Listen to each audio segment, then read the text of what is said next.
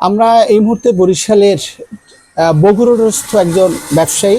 উনি ওনার একটি ফার্মেসি রয়েছে, ওনার একটা সুনামও রয়েছেন। উনি আনোয়ার হোসেন ওনার নাম। উনি বরিশালে রাজনৈতিক সচেতন একজন মানুষ। ওনার কাছে আমার প্রশ্ন, আপনি আমাকে জানাবেন যে বরিশালে তো কিছুদিন আগে, এই জাস্ট কিছুদিন আগে আপনার নির্বাচন শেষ হলো। এই নির্বাচনটা কেমন হয়েছে বলে আপনি মনে করেন? কিছু বিচ্ছিন্ন ঘটনা ছাড়া অপেক্ষাকৃত সুষ্ঠু নির্বাচন হয়েছে। তো আচ্ছা, যদি নির্বাচনটাকে আমরা আপনার কথায় যদি সুষ্ঠু মনে করি, এখন তো সামনে একটা মন্ত্রী পরিষদ হওয়ার সম্ভাবনা রয়েছে। আমরা জানি যে অচিরেই একটা মন্ত্রী পরিষদ হবে।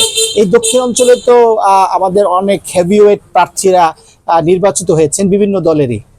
ম্যাক্সিমাম হয়েছে বিএনপির, তাছাড়াও আরও হেভিওয়েট প্রার্থী রয়েছে। এই মানুষগুলোর মধ্যে মন্ত্রী পরিষদে কারা যেতে পারে বলে আপনি মনে করেন? আমি মনে করি বরিশালে air vice marshal Altaf Hossain Chowdhury,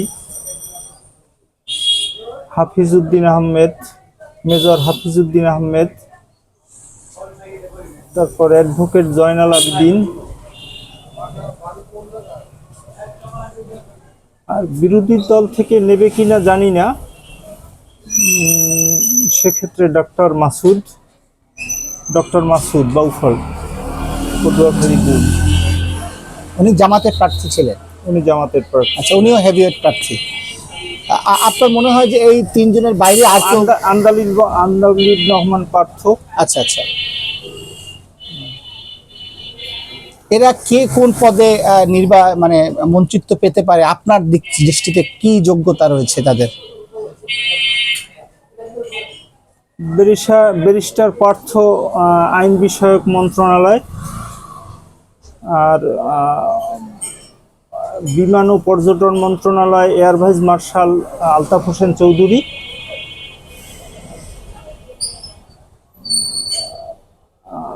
ইসের